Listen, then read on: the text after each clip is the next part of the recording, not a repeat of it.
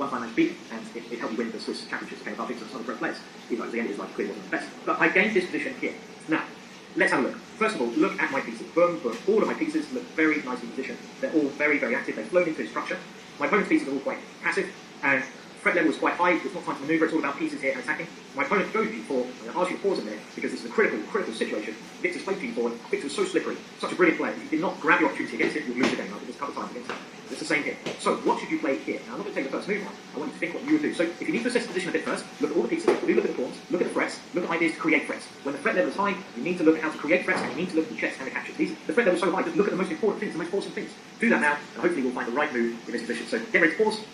Pause the video now. I actually paused the recording there as well. That was a bit of a subconscious thing, really. Well, the thing here was that, basically this position here requires something forcing. And the most important thing is, let's just go through what I was thinking before I did my calculation. And first of all, we have that instinct, so do I have any checks or captures which are good? Well, I certainly don't want to be swapped off queens, because my opponent has opened up his king G4, and my piece was so close to it, with my queen so dangerously placed. I don't want to swap queens off, get to an ending, that'd be crazy, I need to move it.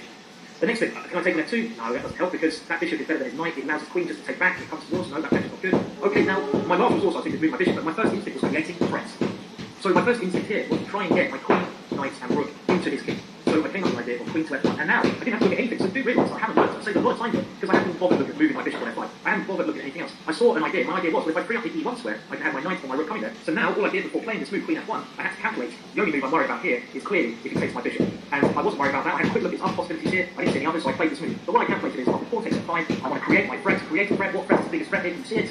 Knight to E1. And this biggest threat, of course, is doing two big things. Create queen G2 checkmate, and knight takes F3, which is big. And here, Victor resigned because, okay, even if he throws in a check here, I keep my king away from any danger, so I don't come forwards, of course. I keep him to square, he can't check me. And now, if he stops checkmate, it's something like rook G3, I can just now take on F2, and it's clear to see that I'm completely in this position. There's nothing I can do to stop all my multiple threats. That's why I resigned. But that was just a quick bit of calculation in a critical moment. But after G4, had I not considered this move, queen F1, I could have easily lost this game by starting to play second-rate moves. Like if I have to play bishop E7, I'm losing the instinct. So it's a critical moment. You've got to understand that a critical moment's here. You've got to be there, ready for it. So let's give you another critical moment from the game, and I'll tell you again why it's a critical moment, and against my own games, and I'll tell you how I knew it was a critical moment, and I can build up as well.